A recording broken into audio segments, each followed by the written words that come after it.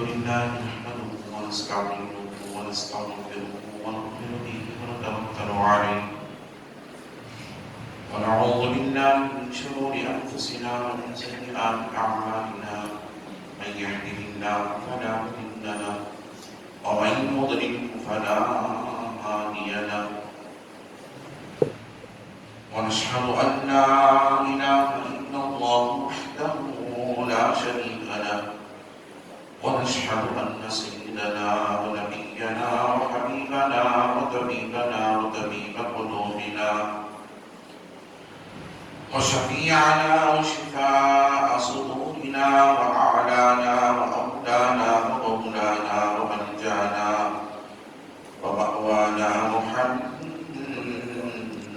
عبده ورسوله أرسله بالحق بشيرا ونذيرا وداعيا إلى الله بإذنه وسراجا منيرا وقد قال الله تبارك وتعالى في القرآن المجيد بسم الله الرحمن الرحيم إنما يريد الله ليذهب عنكم الرجس أهل البيت ويطهركم تطهيرا صدق الله رسوله النبي الأمين المكين الكريم ونحن على ذلك لمن الشاهدين والشاكرين والحمد لله رب العالمين. من علينا ربنا بسبعة محمدا أيده بأيده أيدنا بأحمدا أرسله مبشرا أرسله ممجدا صلوا عليه دائما صلوا عليه سلما اللهم صل وسلم سلاما كاملا وسلم سلاما دائما. شاہ است حسین بادشاہ است حسین دین است حسین دین بنا است حسین سردار ندار دست یزید حقا کے بنا لا الہ است حسین. اس زبان سے وہ بیانی مدح خوانی اہل بیت، اس زبان سے وہ بیانی مدح خوانی اہل بیت، مدح گوئے مصطفیٰ ہے مدح خوانی اہل بیت، مدح گوئے مصطفیٰ ہے مدح خوانی اہل بیت.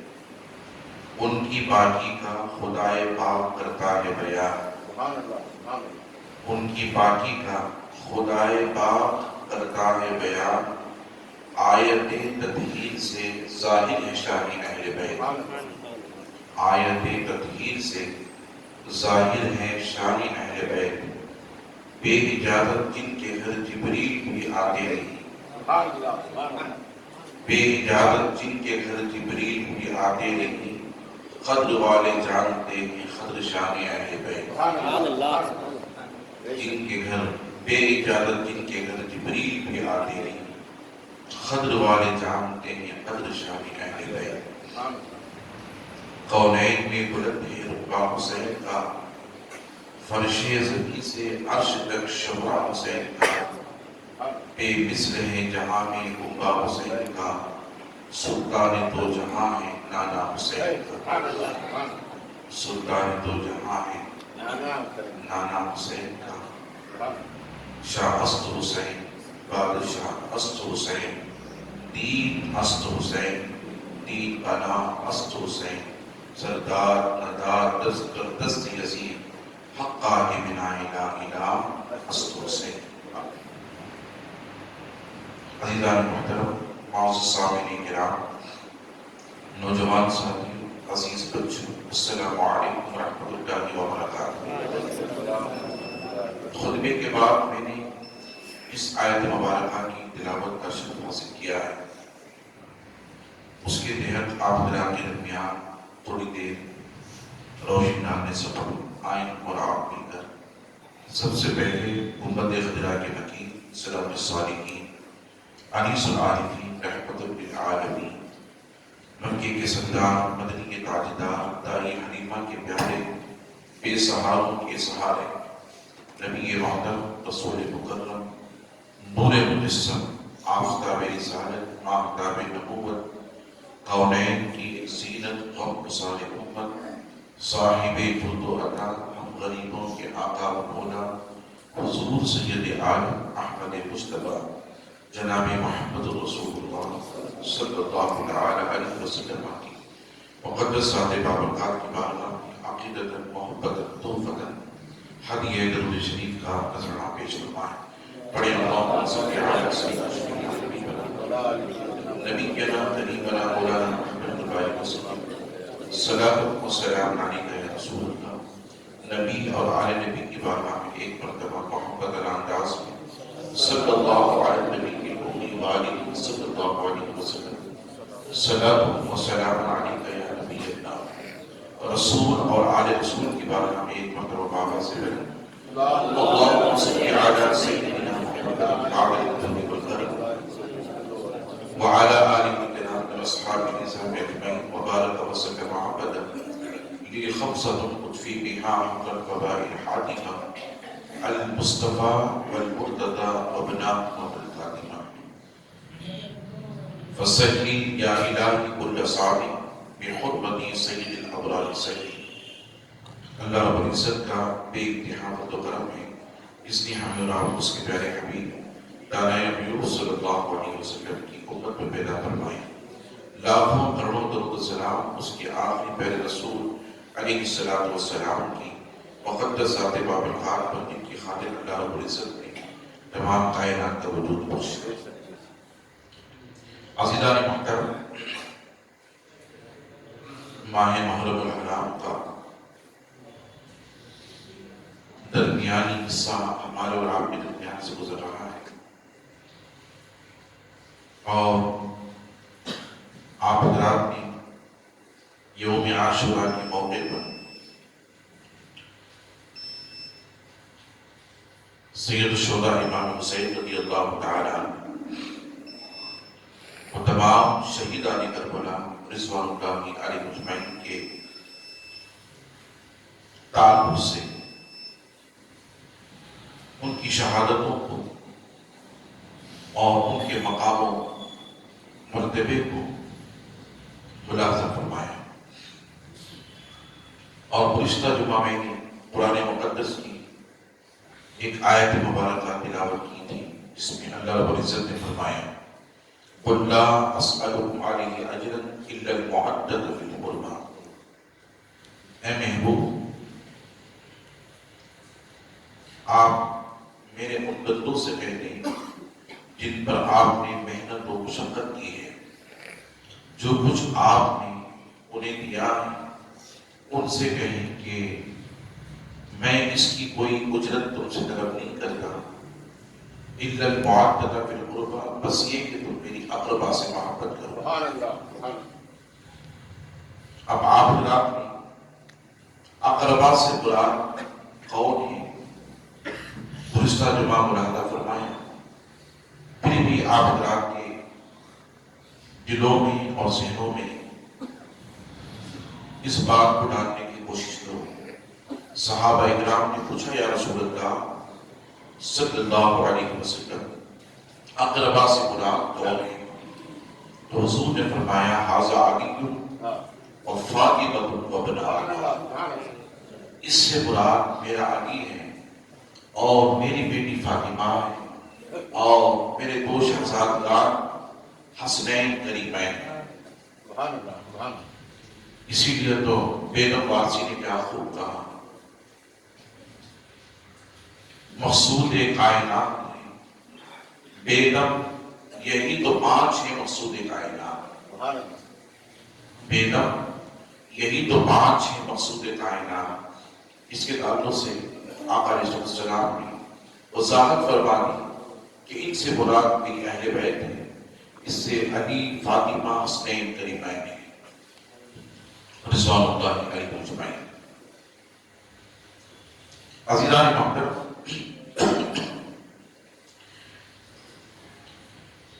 اللہ رب العزت نے آقا علیہ السلام کی حیات طیبہ ہی میں حسنین کریمین ابھی 4 سال کے 5 سال کے بچے تھے اور ان کی عمریں چھوٹی تھی، اور علی و فاطمہ کے تعلق سے، اہل بیت کے تعلق سے اللہ رب العزت نے حضور علیہ السلام کی حیات ہی میں یہ فرما دیا تھا کہ اے محبوب صلی اللہ علیہ وسلم، آپ اپنی امت مسلمہ، وہ لوگ جو آپ پر ایمان لائے، جن پر آپ نے محنت کی، مشقت کی، ایمان کی دولت سے نوازا، ان سے آپ کہتے کہ میں جو کچھ تمہیں دیا، میں نے دیا ہے، اس کی اجرت ان سے کوئی اجرت تک طلب نہیں کرتا، اجرت نہیں مانگتا، معاوضہ نہیں مانگتا، بس یہ کہ تم میری اقربا سے، اہل بیت سے محبت کرو۔ یہ محبت کا حکم جو ہے اللہ رب العزت نے حضور علیہ السلام کی حیات طیبہ ہی میں حضور کے اقربا سے، حضور کے اہل بیت سے محبت کا درس دے چکا تھا۔ یہ قرآن کی آیت مبارکہ ہے۔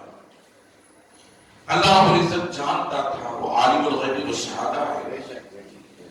ایک دور ایسا بھی آئے گا کہ حسنین کریمین کے بچپن میں ان کی عمریں چھوٹی ہوں گی اور میرا محبوب ان کے درمیان سے روپوش ہو جائے گا، ظاہری حیات سے پردہ کر جائے گا، اور جب تک میرا محبوب زمین پر ظاہری حیات رہے گا، ہو سکتا ہے کہ میرے محبوب کے رہتے ہوئے قوم مسلم اور امت مسلمہ اہل بیت سے ہمدردی کریں اور اہل بیت سے اچھا سلوک کریں، اچھا تعلق رکھیں، جب تک میرا محبوب رہے ان سے محبت کرتے رہیں، اور جب میرا محبوب پردہ کر جائے تو کہیں ایسا نہ ہو کہ میرے نبی کی اہل بیت سے لوگ بغاوت کریں، اور ان سے دشمنی کریں۔ اس لیے اللہ نے حضور کی حیات طیبہ کی یہ واضح طور پر امت مسلمہ کو حکم دے چکا تھا کہ اے میرے بندو، میرے محبوب کی آل سے محبت کرنا، میرے محبوب کی اہل بیت سے محبت کرنا۔ عزیزان محترم، اہل بیت سے محبت کا درس اور حکم اللہ نے قرآن مجید میں دیا۔ درود شریف پڑھیں، اللہم صل علی سیدنا شفیعنا محمد نبینا کریمنا مولانا محمد بارک وسلم، صلاۃ و سلام علیک یا رسول اللہ۔ میری باتوں کو توجہ سے سنیں تاکہ بات اچھی طرح ذہن میں اترے اور دلوں میں پیوست ہو جائے۔ تو اللہ نے اس کے بندوں سے مخاطب ہو کر اس کے محبوب سے فرمایا کہ اے محبوب، آپ کہہ دیں کہ آپ میری اہل بیت سے محبت کریں۔ محبت کا درس اللہ رب العزت نے قرآن مجید میں دیا۔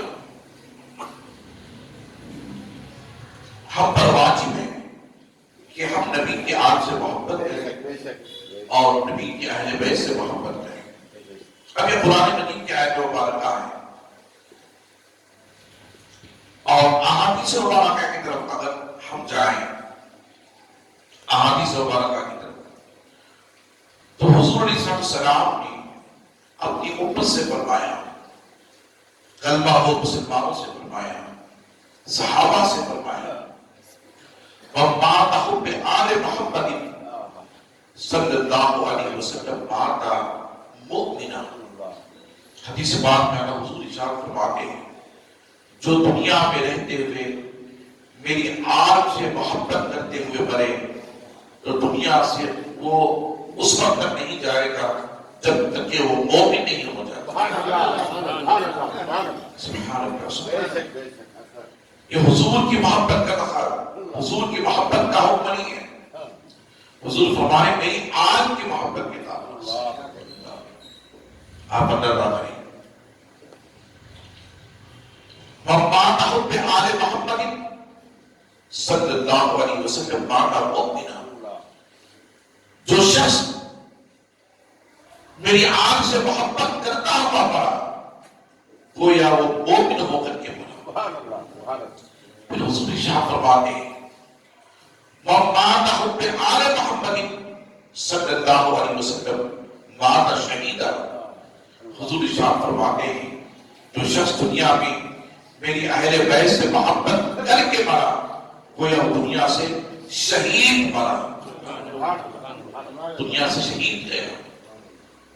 عزیزان محترم، آپ اندازہ کریں نبی کی آل سے محبت کرنا ایمان کی علامت ہے۔ یہ میری آقا علیہ السلام کا بات ہے، ایمان کا جز ہے، ایمان کا حصہ ہے نبی کی آل سے محبت کرنا۔ حضور کی محبت کے تعلق سے نہیں بتایا جا رہا، حضور کی آل سے محبت کا کے تعلق سے بتایا جا رہا۔ جب حضور کی آل کی محبت ایمان کا تقاضا ہے، ایمان کا جز ہے، ایمان کا حصہ ہے، حضور کی آل کی محبت کے تعلق سے ایمان کا جز، ایمان کا حصہ بتایا گیا۔ حضور نے فرمایا کہ میری آل سے محبت کرنے والا جب محبت کر کے مرتا ہے تو دنیا سے ایمان سے اٹھایا جاتا ہے۔ جب آل سے محبت کا یہ تقاضا ہے اور یہ فضیلت ہے تو حضور کی محبت کی فضیلت کا عالم ہے، حضور کی محبت کی فضیلت کا عالم ہے۔ اب رب سے پوچھو، بولا تو بتا کہ تیرے نبی کی آل سے محبت کرنا ایمان کا جز، تیرے محبوب نے فرمایا، اور تو نے قرآن کا حکم دیا کہ اے دنیا والو تم میرے نبی کی آل سے محبت کرو۔ لوگ محبت کے تعلق سے کتراتے ہیں، لوگ محبت کے تعلق سے کتراتے ہیں، سوچتے ہیں کہ کس سے محبت کریں۔ عزیزان محترم، کوئی زمین سے محبت کرتا ہے، کوئی مال و متا سے محبت کرتا ہے، کوئی شہرت سے محبت کرتا ہے، کوئی دنیا کی حص سے محبت کرتا ہے، کوئی دنیا کے اندر اپنی اعلیٰ اولاد سے محبت کرتا ہے، کوئی دنیا کے اندر دنیا کی چیزوں سے محبت کرتا ہے۔ مگر رب نے فرمایا یہ جو دنیا کی چیزیں ہیں، مال کی محبت، زمین کی محبت، دولت کی محبت اور اہل و عیال کی محبت، یہ دنیا تک رہ جائے گی، مگر اللہ کے حبیب فرماتے ہیں میرے محبوب کی آل کی محبت تمہیں دنیا سے ایمان کے ساتھ لے کر کے جائے گا۔ تمہاری دنیا کی محبتیں دنیا تک رہ جائیں گی، مگر میرے نبی کی آل کی محبت تمہیں دنیا تک نہیں چھوڑے گی، وہ تمہیں قبر میں بھی ساتھ آئے گی، میدان محشر میں بھی ساتھ آئے گی۔ عزیزان محترم، آقا ارشاد فرماتے ہیں، حدیث پاک میں آتا ہے، اب نبی کی آل سے محبت کا تقاضا میرے آقا نے ارشاد فرمایا، اے دنیا والو صرف تم ایمان ہی کی حالت میں نہیں اٹھائے جاؤ گے، شہادت ہی کے وقت میں پروفائز نہیں کیے جاؤ گے، اور یاد رکھنا جب تم میدان محشر میں آؤ گے تو میدان محشر میں میرے آل سے، میری آل سے محبت کرنے والے حوض کوثر پر حسنین قریبین اور میرے علی کے ساتھ، میری اہل بیت کے ساتھ آ کر مجھ سے ملاقات کریں گے۔ اللہ علی میری اہل بیت کے ساتھ مجھ سے آ کر ملاقات کریں گے۔ پوچھے ان لوگوں سے جو محبت سے کتراتے ہیں، جو دنیا کے اندر نبی کی آل کی اخوت سے گریز کرتے ہیں، سوچتے ہیں کہ ان سے محبت کرنا کیا ہمیں کامیابی کی دلیل تک پہنچائے گا، کامیابی کی منزل تک پہنچائے گا۔ عزیزان محترم، آقا سے پوچھو دنیا تو کیا چیز ہے، آخرت میں میدان محشر میں میرے آقا ارشاد فرماتے ہیں حوض کوثر پر میری اہل بیت، میری آل کے ساتھ مجھ سے ملاقات کرے گا، آل کے ساتھ مجھ سے ملاقات کرے گا۔ پھر آقا ارشاد فرماتے پھر ملاقات ہی نہیں کرتا۔ حضور ارشاد فرماتے میری آل سے محبت کرنے والے کے لیے میں حوض کوثر پر جام کوثر سے سیلاب کروں گا، جام کوثر سے سیلاب کروں گا۔ اب یہ جام کوثر کیا ہے؟ آب کوثر یہ کیا ہے؟ یاد رکھیں یہ حیات جانواری ہے۔ حضور ارشاد فرماتے ہیں جب ایک مرتبہ آب کوثر کوئی پی لیتا ہے پھر کبھی اسے بہت تاری نہیں ہوتی، کبھی اسے بہت تاری نہیں ہوتی۔ آب کوثر اللہ جس کے تعلق سے فرماتا ہے وہ آب کوثر، حضور فرماتے ہیں آب کوثر اسے میسر ہوگا، آب کوثر اسے میسر ہوگا جو دنیا میں میری آل سے محبت کرے گا، جو دنیا میں میری آل سے محبت کرے گا، حسن سے محبت کرے گا، حسین سے محبت کرے گا، علی سے محبت کرے گا، فاطمہ سے محبت کرے گا، اہل بیت سے محبت کرے گا، انہیں آب کوثر نصیب ہوگا۔ اور پھر آقا ارشاد فرماتے ہیں جسے آب کوثر نصیب ہو جائے پھر اسے کبھی موت طاری نہیں ہوتی۔ اس لیے آب کوثر زمین پر نہیں لایا گیا، آب کوثر قیامت کے لیے پلایا جائے گا، آب کوثر جنت میں سیراب کیا جائے گا۔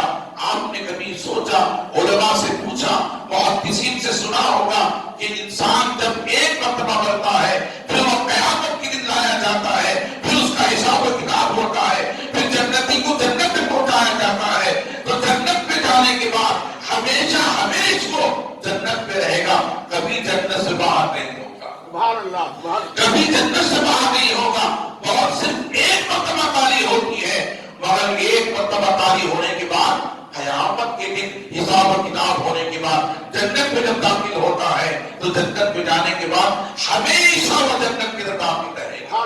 اللہ کے حبیب قرآن مجید میں اللہ تعالیٰ فرماتا ہے جزاء الذین آمنوا وعملوا الصالحات اولئک هم خیر البریہ، بے شک وہ لوگ ان الذین آمنوا جو ایمان والے ہیں، وعملوا الصالحات اور وہ لوگ جو اچھے کام کرنے صالح ہیں، نیک ہے، متقی پرہیزگار ہے، اولئک هم خیر البریہ، اور یہ سارے کے سارے خیر والے ہیں، اور یہ دنیا میں کوئی ایسا کام نہیں کرتے جو اللہ کے رسول کو ناراض کرنے والا کام۔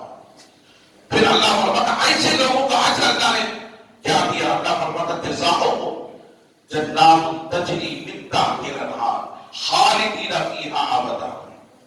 اللہ فرماتا ہے اللہ تعالیٰ انہیں جنت میں نہر رکھا ہے، جزاؤہم اللہ نے ان کے لیے اجر یہ دیا ہے، جزاؤہم جزا یہ دی ہے اللہ نے، جنات ان کے لیے جنت عطا فرمائی، تجری من تحتہا الانہار، اور اس کے نیچے اللہ نے نہروں کو رکھا ہے، دودھ کی نہر، شہد کی نہر، آب کوثر کی نہر۔ حضور فرماتے ہیں 3 نہریں جنت میں ہوں گی، ایک شہد کی اور ایک دودھ کی اور ایک آب کوثر کی۔ یہ نہریں جنت کے اندر نیچے ہوں گی، جنات تجری من تحتہا الانہار خالدین فیہا ابدا۔ حضور ارشاد فرماتے ہیں یہ ہمیشہ ہمیشہ جنت کے اندر رہیں گے، اور یہ کبھی جنت سے باہر نہیں ہوں گے، پھر انہیں موت طاری نہیں ہوگی۔ لوگ کہتے ہیں انسان دنیا سے جانے کے بعد پھر وہ دنیا میں آتا ہے، دوسرا روپ ڈھال کر کے آتا ہے، یہ کافرانہ لہجہ ہے، کافرانہ طریقہ ہے، کافرانہ سوچ ہے۔ مگر یاد رکھیں اللہ کے حبیب فرماتے ہیں انسان جب دنیا سے مرتا ہے تو پھر وہ دنیا میں کبھی لوٹتا نہیں، پھر وہ دوبارہ زندہ نہیں ہوتا، میدان محشر میں لایا جاتا ہے، پھر اس کا حساب و کتاب کیا جاتا ہے، پھر سزا و جزا سنائی جاتی ہے، پھر جزا کے تعلق سے جنت میں داخل کیا جاتا ہے، پھر جنت میں ہمیشہ ہمیشہ کے لیے خالدین فیہا ابدا، وہ جنت کی طرف ہمیشہ قائم رہتا ہے۔ رضی اللہ عنہ ورضوا عنہ ذالک لمن خشی ربہ۔ اللہ اس کے تعلق سے ہم نے کیا سمجھا؟ رضی اللہ عنہ ورضوا عنہ، اللہ فرماتا جو جنتی ہوں گے یہ رب سے راضی ہوں گے، رب ان سے راضی ہوں گے، یہ رب سے راضی ہوں گے، رب ان سے راضی ہوگا۔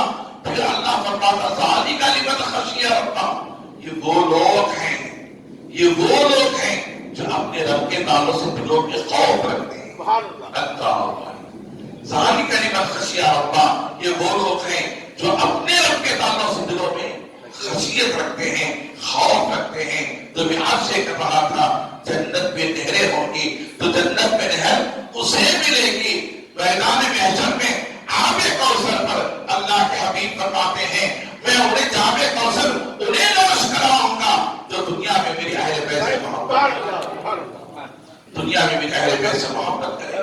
درود شریف پڑھیں اللہم صلی علی سیدنا سیدنا حبیبنا نبینا کریمنا مولانا محمد جباری وسلم صلی اللہ علیہ صلاۃ و سلام علیکہ یا رسول اللہ.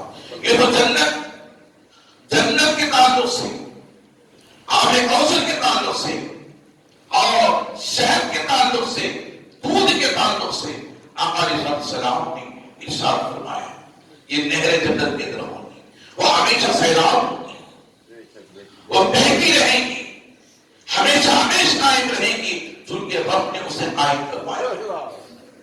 رب نے اسے قائم کروایا. عزیزان محترم، میں عرض یہ کر رہا تھا، رب نے فرمایا اسألکم علیہ اجرا عند المحدثۃ فی القربى. اے محبوب کہتے جو کچھ میں نے تمہیں ایمان سے نوازا ہے، ایمان سے نوازا ہے، رب کی معرفت عطا کی ہے، اس کی کوئی تم سے اجرت نہیں مانگتا. عند المحدثۃ فی القربى، مگر یہ کہ تم میرے اقربا سے محبت کرو. یہ اقربا سے محبت کرنا ایمان کی علامت ہے. اقربا سے محبت کرنا ایمان کا جز ہے. اقربا سے محبت کرنا، نبی کی آل سے محبت کرنا ایمان کا حصہ ہے، ایمان کا تقاضا ہے. تو عزیزان محترم، میں آپ سے پوچھتا چلو، جب نبی کی آل سے محبت کرنا ایمان ہے تو نبی سے بذات خود محبت کرنا اس کا عالم کیا ہوگا؟ رب سے پوچھو مولا تو بتا تیرے محبوب سے محبت کا تقاضا کیا ہے؟ تو میرا رب فرماتا ہے اے میرے بندو آؤ، جب میرے نبی کی آل سے محبت کی فضیلت تمہیں یہ ملے گی کہ تمہیں آب کوثر ملے گا، تمہیں جنت ملے گی، میرے محبوب کا دعوت تمہیں ملے گا میدان محشر میں. اللہ فرماتا ہے آپ میں تمہیں بتاتا چلو، قل ان کنتم تحبون اللہ فاتبعونی یحببکم اللہ ویغفر لکم ذنوبکم واللہ غفور رحیم. اللہ فرماتا ہے اے محبوب، یہاں بھی رب نے کیا فرمایا؟ قل لا اسألکم، اے محبوب تم کہہ دو کہ جو کچھ میں نے تمہیں دیا اس کی اجرت تم سے طلب نہیں کرتا. اِذَا الْمُحَدَّثَ فِي الْقُرْبَى، بس یہ کہ تم میری اہل بیت سے محبت کرو. اور یہاں ہم نے فرمایا قُلْ إِن كُنتُمْ تُحِبُّونَ اللَّهَ. بہت سے لوگ کی عادت ہوتی ہے خطابات میں بھی بولتے ہیں اور بیانوں میں بھی وہ بڑھ چڑھ کر حصہ لیتے ہیں اس بات پر کہ رب کے علاوہ کسی سے محبت نہ کرو، رب کے علاوہ کسی سے محبت نہ کرو، رب کے علاوہ کسی سے محبت نہ کرو. یہی تو اہل سنت کہتی ہے. بے شک بے شک بے شک. رب سے پوچھو کہ مولا تیری محبت کس مرضی میں شامل ہے؟ ہم اپنی مرضی سے رب سے محبت نہیں کر سکتے،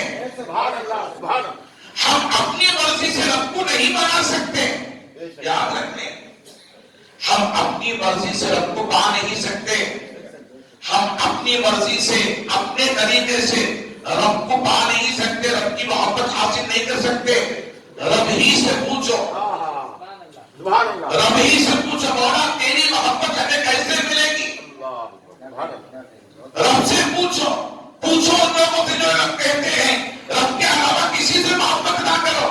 یقیناً رب کی محبت کرنی چاہیے، رب سے محبت کرنا چاہیے، مگر رب کی محبت اپنی مرضی سے نہیں ملے گی، اپنی مرضی سے نہیں ملے گی. رب سے پوچھنا پڑے گا مولا تو بتا تیری محبت ہمیں کیسے ملے گی، تیری محبت ہمیں کیسے ملے گی؟ تو رب فرماتا قل ان کنتم تحبون اللہ، اے میرے وہ بندو، اے محبوب کہہ دو وہ بندے جو رب سے محبت کرنا چاہتے ہیں، وہ بندے جو رب سے محبت کرنا چاہتے ہیں، تحبون اللہ، اللہ سے محبت کرنا چاہتے ہیں، فاتبعونی، اے محبوب آپ ان سے کہہ دو سب سے پہلے وہ آپ کی محبت و اتباع میں آ جائے،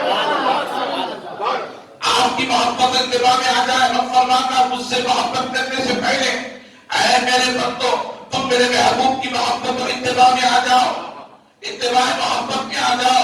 پھر رب سے پوچھو مولا ہم تجھ سے محبت کرنا چاہتے تھے، تجھے پانا چاہتے تھے، تجھے راضی کرنا چاہتے تھے، مگر تو فرماتا ہے تیرے محبوب سے محبت کریں. ٹھیک ہے تیرے محبوب سے محبت کریں گے تیری خاطر، تیرے محبوب کے قریب جائیں گے تیری خاطر، تیرے محبوب کی اتباع کریں گے تیری خاطر، تیرے محبوب کے قریب ہو جائیں گے تیری خاطر، تیرے محبوب کے دامن سے وابستہ ہو جائیں گے تیری خاطر. مولا کیا جب ان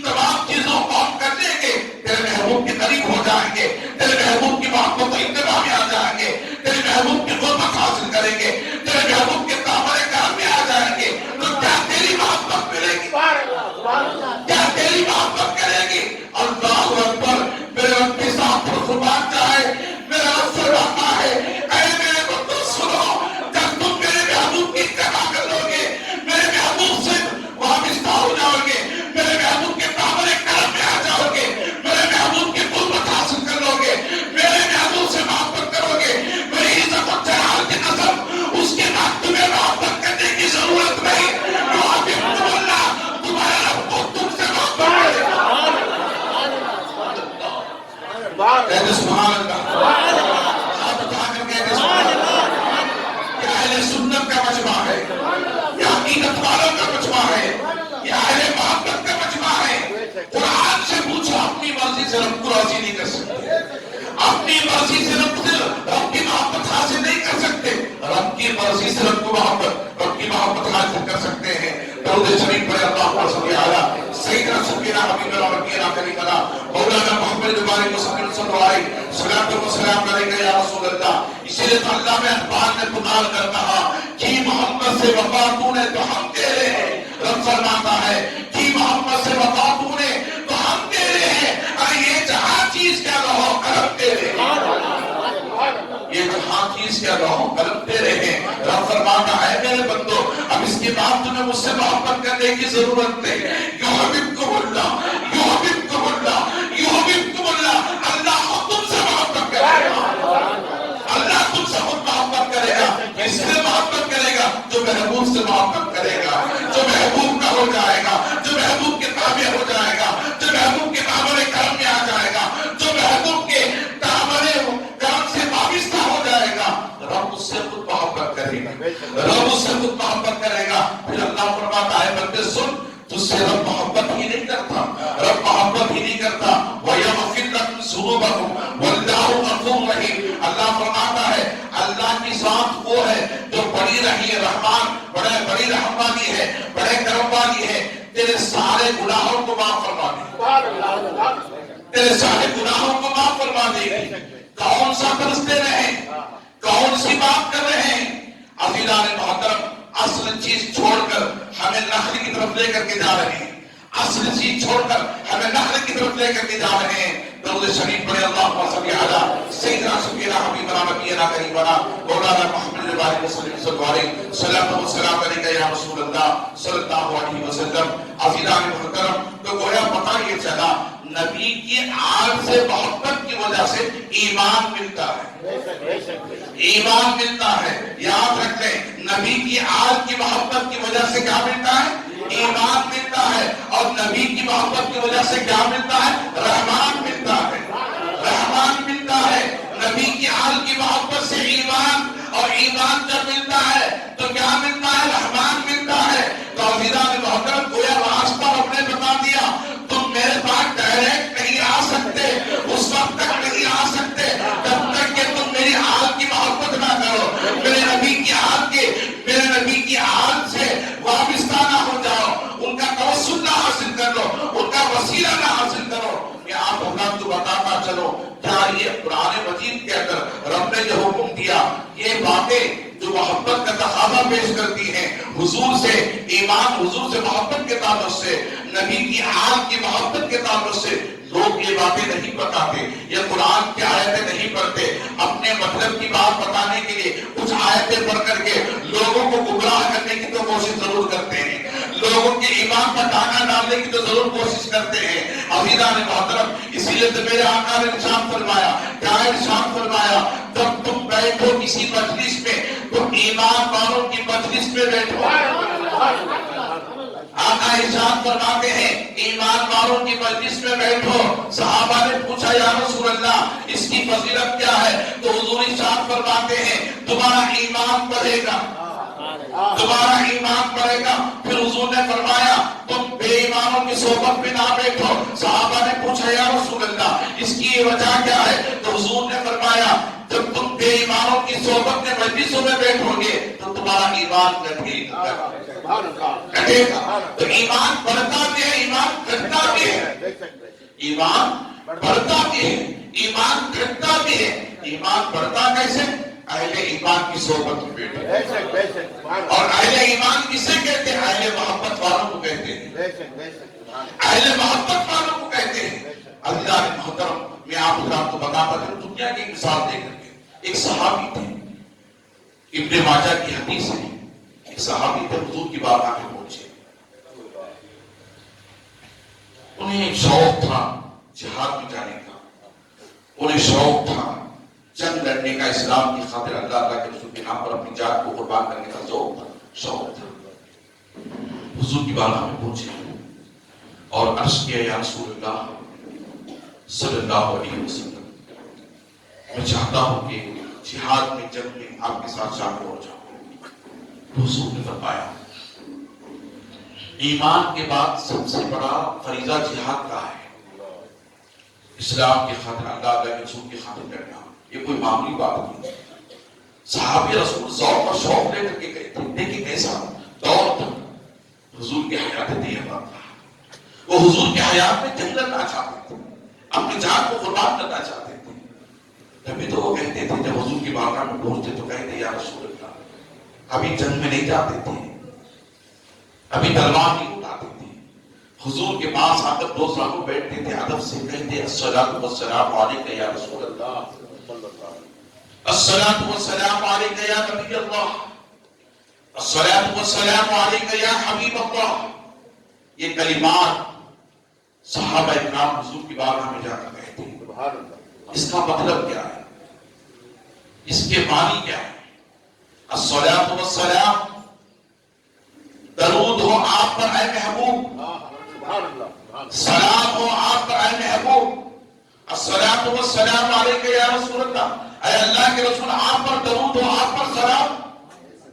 پھر یہ کہہ کر خاموش نہیں بیٹھتے تھے، کہتے تھے فداک امی و ابی، کیا کہتے یا رسول اللہ میری ماں بھی آپ پر قربان ہو جائے، باپ بھی آپ پر قربان ہو جائے۔ یہ عقیدت تھی صحابہ کی، یہ محبت تھی صحابہ کی، یہ طریقہ تھا صحابہ کا۔ اگر ہم یا رسول اللہ کہیں تو شرک کے فتوے، صحابہ یا رسول اللہ کہیں تو کوئی بات نہیں۔ میرے آقا نے ارشاد فرمایا صحابہ کا نجوم، میرے صحابہ ستاروں کے مالک، فبأيهم اقتديتم، میرے صحابہ میں سے کسی ایک صحابی کی بھی ابتدا کرنے والا ہدایت پا گیا، صحابہ کی ابتدا کرنے والا ہدایت پانا ہے۔ علیکم بسنتی و سنت الخلفاء الراشدین، میرے آقا ارشاد فرماتے ہیں سنی وہ ہیں، سنے سنت کے تعلق سے میرے آقا ارشاد فرماتے ہیں یہ اہل سنت حضور کے دور سے ہیں۔ علیکم بسنتی و سنت الخلفاء الراشدین، حضور ارشاد فرماتے ہیں اے دنیا والوں، اے مسلمانوں سنو، تمہیں میری سنت اور میرے بعد میرے صحابہ کے طریقے اور سنت پر چلنا ہوگا۔ اسی کو اہل سنت کہتے ہیں۔ اس کو کیا کہتے ہیں؟ اہل سنت کہتے ہیں۔ عزیزان محترم، میں عرض یہ کر رہا تھا حضور کی بارگاہ میں جا کر صحابہ عرض کرتے یا رسول اللہ فداک امی و ابی یا حبیب اللہ، میری ماں بھی آپ پر قربان ہو جائے، میرا باپ بھی آپ پر قربان ہو جائے۔ اللہ کیا طرز عمل تھا، کیا محبت تھی، کیا آخرت تھی صحابہ اکرام کی۔ کہا یا رسول اللہ میں جہاد میں جانا چاہتا ہوں۔ حضور نے پوچھا بڑا اچھا خیال ہے، آپ تم جہاد میں آنا چاہتے ہو، اے صحابی بتاؤ کیا تمہارے ماں باپ زندہ ہیں؟ کیا تمہارے ماں باپ زندہ ہیں؟ وہ صحابی عرض کرتے ہیں یا رسول اللہ باپ کا انتقال ہو چکا، ماں ہے، باپ کا انتقال ہو چکا، ماں ہے۔ تو حضور صلی اللہ علیہ وسلم نے فرمایا اے صحابی جاؤ تم اپنے ماں کے قدم پکڑ لو، تم اپنی ماں کے قدم پکڑ لو، اس لیے کہ تمہارے ماں کے قدموں کے نیچے جنت ہے، الجنت تحت اقدام الامہات۔ میرے آقا ارشاد فرماتے تمہارے ماؤں کے قدموں کے نیچے جنت۔ پھر حضور ارشاد فرماتے الوالد اوسط ابواب الجنہ، تمہارے باپ جنت کے دروازوں میں سے بیچ کا دروازہ۔ تو حضور ارشاد فرماتے جاؤ تم اپنے ماں کے قدم پکڑ لو۔ میرے آقا ارشاد فرماتے ہیں دنیا والوں سنو، جن سے ماں باپ راضی ہیں ان سے میں بھی راضی ہوں، اور جن سے میں راضی ہوں ان سے رب بھی راضی ہے، اور جن سے ماں باپ ناراض ہیں ان سے میں بھی ناراض ہوں، اور جن سے میں ناراض ہوں ان سے رب بھی ناراض ہے۔ تو حضور ارشاد فرماتے ماں باپ کے خوشنودی رضا رب کی رضا میں شامل ہے، جن سے ماں باپ راضی ہوتے ان سے رب راضی ہوتا ہے۔ تو میں آپ اندازہ کریں بغیر ماں باپ کے کوئی رب کو راضی نہیں کر سکتا۔ میں مثال دے رہا ہوں، بغیر ماں باپ کے کوئی رب کو راضی نہیں کر سکتا، تو بغیر حضور کے کوئی رب کو راضی کیسے کر سکتا ہے؟ بغیر حضور کے کوئی رب کو راضی کیسے کر سکتا ہے؟ اور حضور کو راضی کرنے کے لیے یاد رکھ لیں بغیر نبی کی آج کے کوئی نبی کو راضی کیسے کر سکتا ہے؟ نبی کو راضی کیسے کر سکتا ہے؟ تو حضور نے دنیا کے اندر مثال قائم فرما دی، طریقے عطا فرما دے، طریقے عطا فرما دیے، راستے بتا دیے کہ تمہیں منزل میں کیسے پہنچنا ہے۔ عزیزان محترم، بغیر ماں باپ کے کوئی رب کو پا نہیں سکتا، رب کو پا نہیں سکتا۔ تو میں آپ حضرات کو بتاتا چلوں تو بغیر حضور کے کوئی رب کو کیسے پا سکتا ہے؟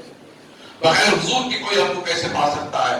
لہذا ایک صحابی حضور کی بارگاہ میں آئے، آ کر عرض کرنے لگے یا رسول اللہ صلی اللہ علیہ وسلم۔ سنتے چلیں، یہ بڑی پیاری حدیث ہے، حدیث پاک میں آتا ہے حضور کی بارگاہ میں ایک صحابی پہنچے، عرض کرنے لگے یا رسول اللہ صلی اللہ علیہ وسلم قیامت کب آئے گی؟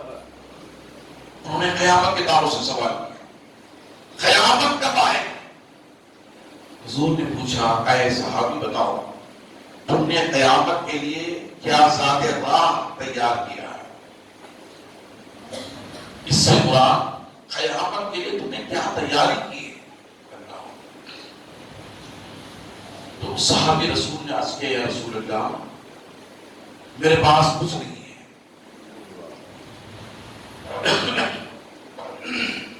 میرے پاس کچھ نہیں ہے، بس یہ کہ میں اللہ کے رسول سے محبت کرتا ہوں،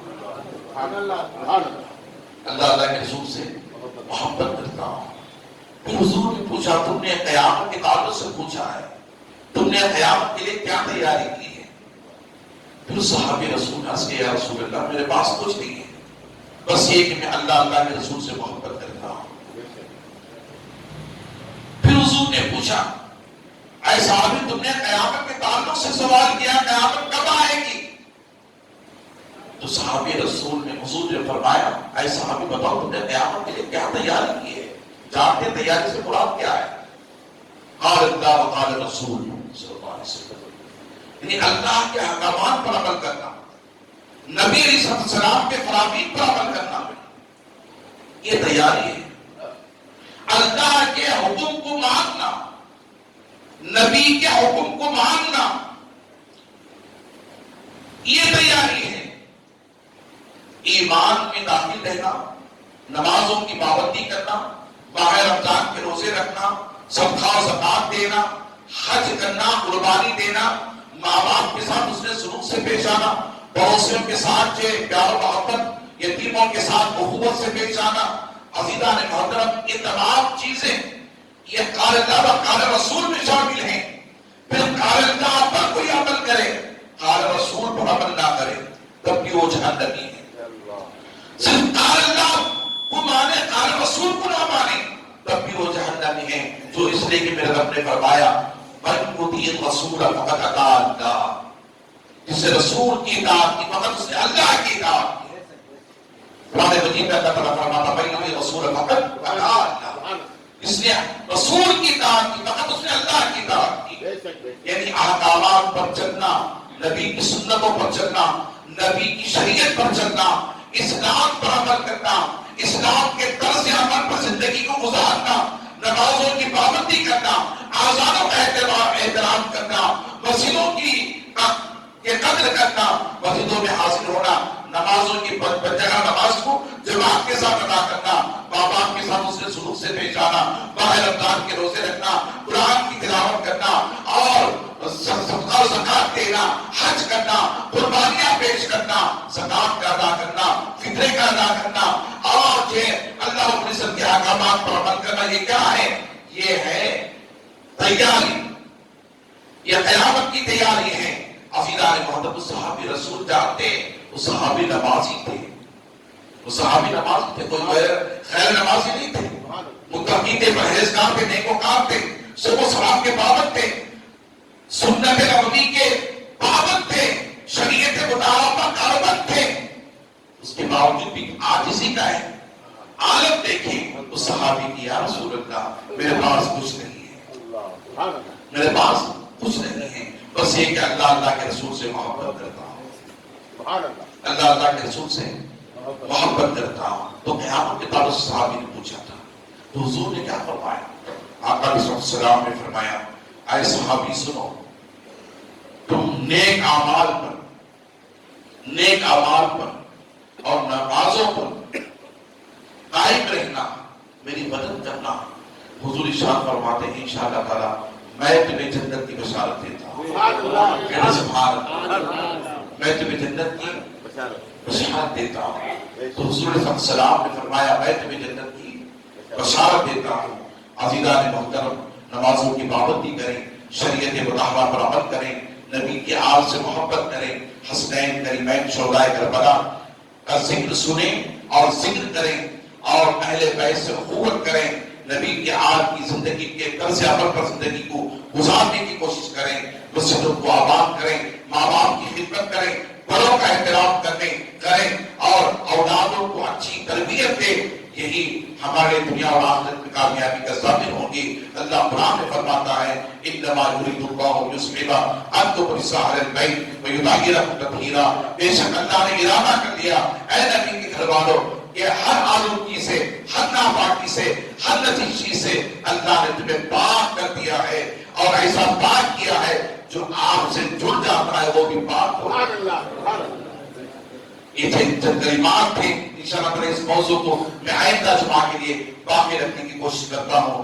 آپ سے گزارش کرتا ہوں وقت پر حاضر ہو جائیں اور وقت پر حاضر ہو کر کے آپ خطاب سنیں گے ابتدا سے لے کر انتہا تک، تو آپ کو سمجھ میں آئے گا کہ ایمان کیا ہے، ایمان کیا ہے، اسلام کیا ہے، خدا اور اس کے رسول کی ذاتیں کیا ہیں، شان کیا ہے، صحابہ کا مرتبہ کیا ہے، انبیاء کا مقام کیا ہے، اہل بیت کے مراتب کیا ہے، شہدائے کربلا اور شہدائے بدر شہیدوں کے درجے کیا ہیں، اولیاء کے مقامات کیا ہیں، اور ہمیں زندگی کس طرح سے گزارنی ہے۔ عزیزان محترم، یہ ہمیں سمجھ میں آئے گا۔ اللہ تعالی ہمیں اور آپ کو نیکی کی توفیق عطا فرمائے۔ وآخر دعوانا ان الحمد للہ رب العالمین۔